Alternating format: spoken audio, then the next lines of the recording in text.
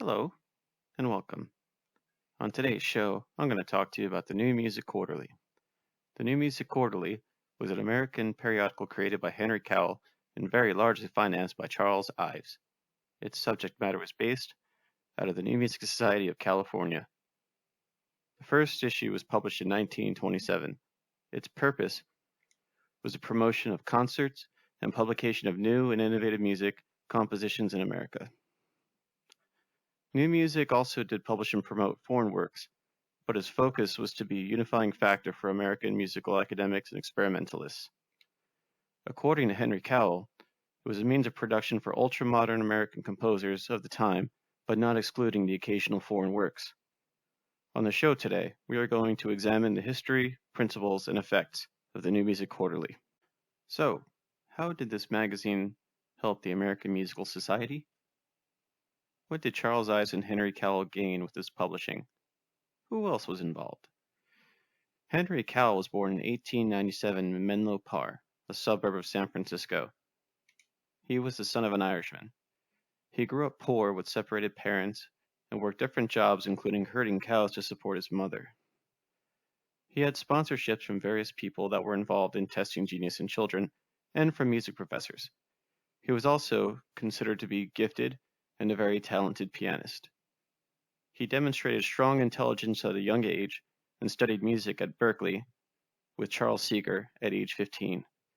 In 1923, at age 26, he toured Europe as a sponsored performer.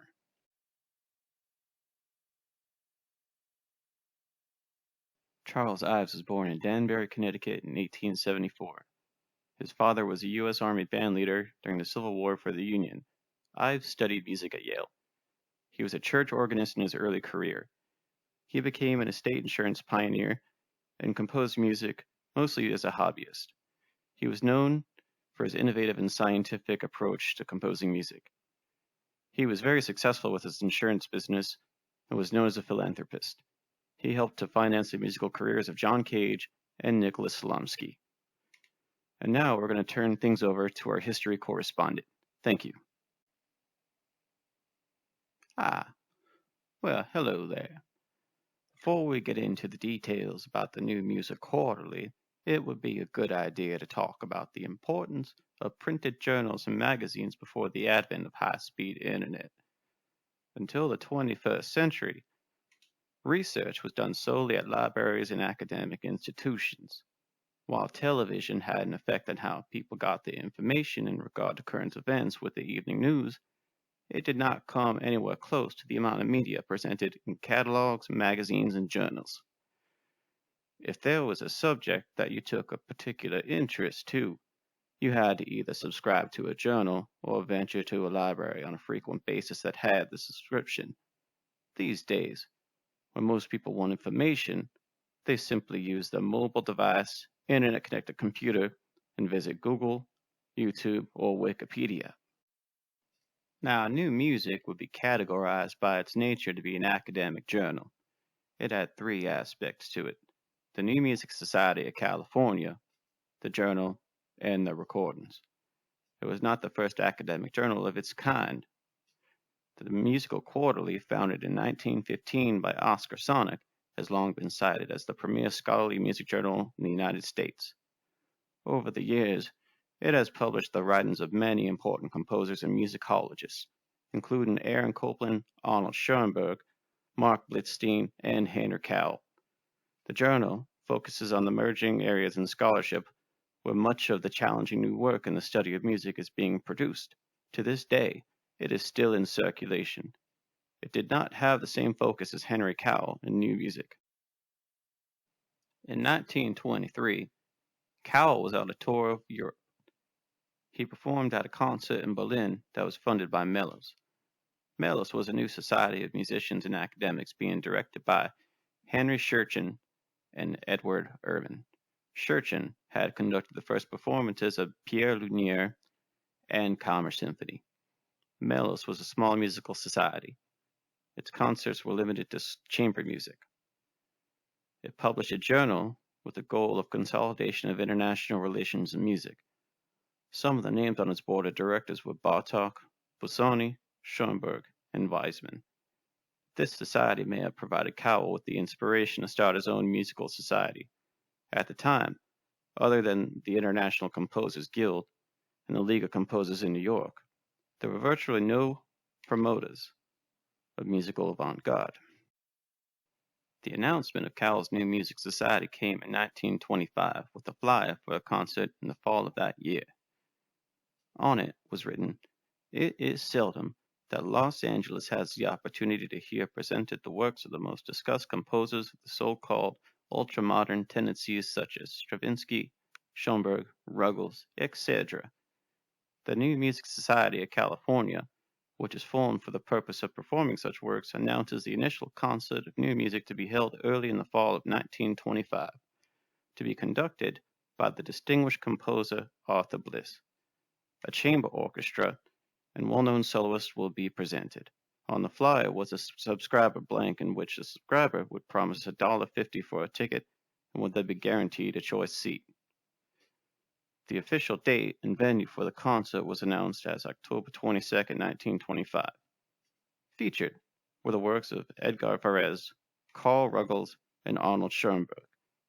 On the program, the opening act is Sonata for two violins, piano, by Darius Milhaud. The concert netted 103 subscriptions and 300 attendees. It had very mixed reviews. Milhaud's piece was generally liked. However, much of the music was not very well ingested. The main sponsor of the event, Aileen Barnstall, decided to no longer support the society. A second concert was performed in Los Angeles, similar in nature and content to the first one, after which the New Music Society moved to San Francisco. Cowell's choice of the music for his opening concert in San Francisco on October 1927 was uncompromising. He was no longer interested, as he had been in Los Angeles, in mollifying the critics with music by Milhaud or enticing the audience with a mystic like Vater Collin. Cowell assaulted his audience with the program of wind ensemble by Schoenberg, Ruggles, and Varese. Cowell's program notes stressed the difficulty of the music for the listener. Referring to the Schoenberg Quintet, he said, "It's not music that one can partake with enjoyment by sitting back and allowing it to waft through one." He wrote of Ruggles' scholastic manner in Angels, saying that it and Lilacs were the purest and most uncompromising examples of an entirely new style of composition. As far as Octandre, he cited the astringent dissonances and acrid sound. The announcement for the San Francisco New Music Society was published at the same time as Cowell's announcement for the magazine. The New Music Society of California will publish, beginning October 1st, 1927, a quarterly periodical called New Music, containing not articles on music, but music itself. New Music will be the only magazine in the world devoted to the publication of modern music. There are very few opportunities at present for the modern American composer to publish his works, as publishers are unwilling to risk losing money in any such publications. When modern works are published in America, almost no copies are sold. The work is therefore not distributed and the composer gains no financial profit. New Music will afford the means of publication of ultra-modern works and also ensure their distribution among a number of subscribers. If any profits are made, they will be divided among the contributing composers. It is now difficult to secure copies of modern works without waiting for them to come from Europe, and they are usually expensive. New Music offers such work without waiting for the importation at a nominal sum, and will therefore be of advantage to the subscribers and composers.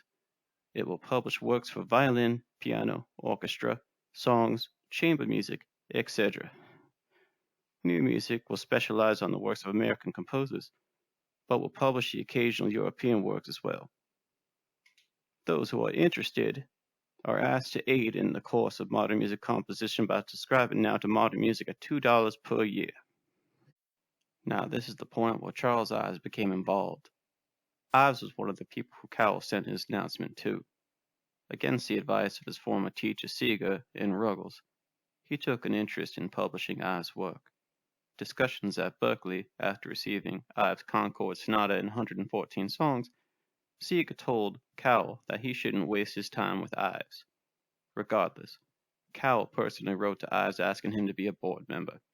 Ives agreed to serve in any way he could, and he called Cowell's idea admirable. Although they had neither intellectual nor social pursuits in common, Cowell and Ives shared a passionate devotion to the furtherance of contemporary music and a vivid distaste for the imitators of Western European practice. Both were well versed in the difficulties American composers faced while attempting to get their works published. Cowell had turned to European publishers while Ives had been forced to print his music himself. Published in the first issue of New Music was Carl Ruger's of Men and Mountains.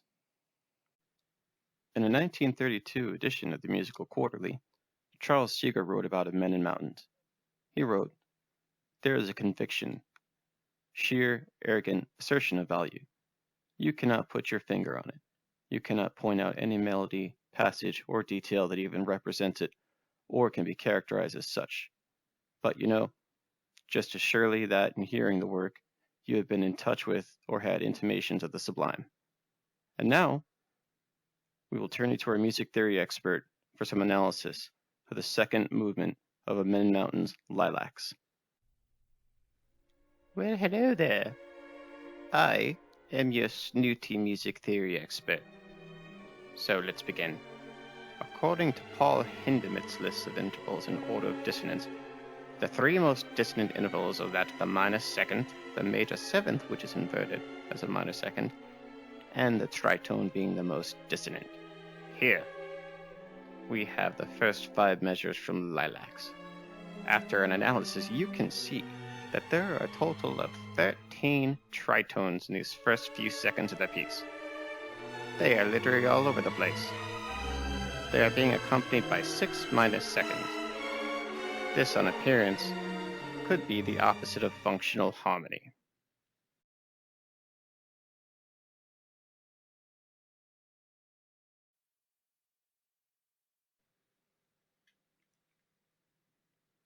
The New Music Quarterly did have some success, but it was not financially.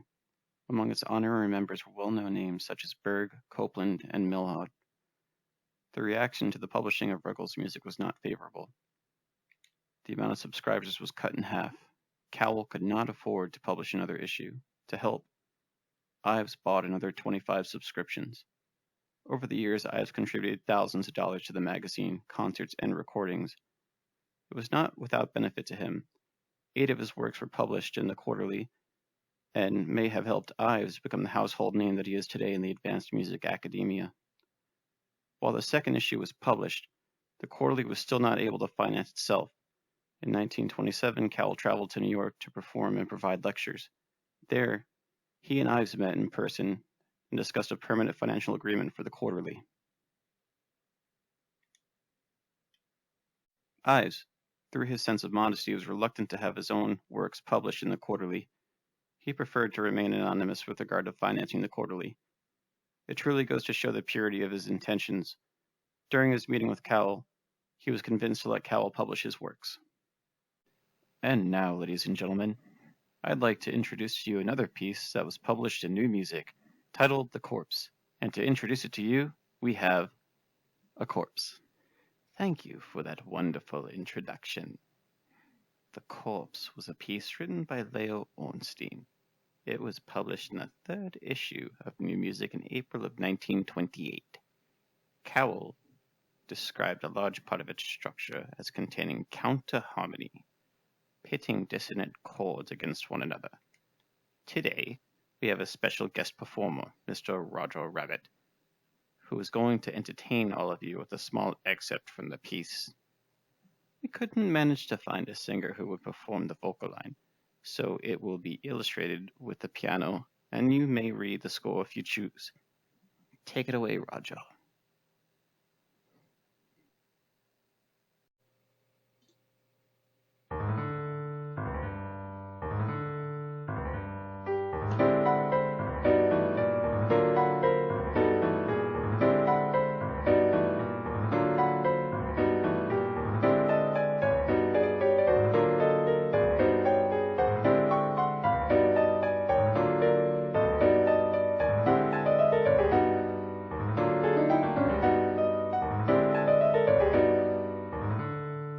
Thank you, Mr. Rabbit. That was truly dreadful. And now we will take you to our music theory specialist to explain some of the lovely nuances of the piece. Ta-da!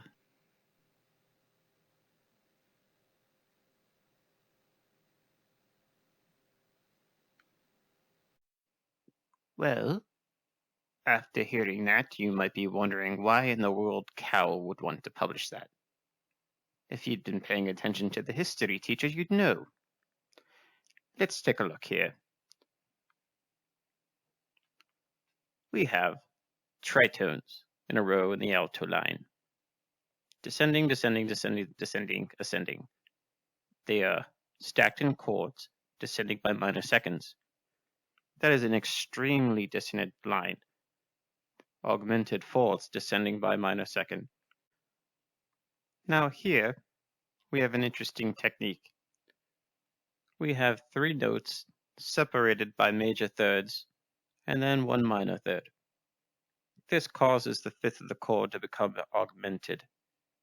This formation then goes down by half step, down by half step, up by half step. It's a technique known as chord planing. As you can see, there is no key. And taking a broad look here, we can see our descending tritones by minor second being played against our chord planing.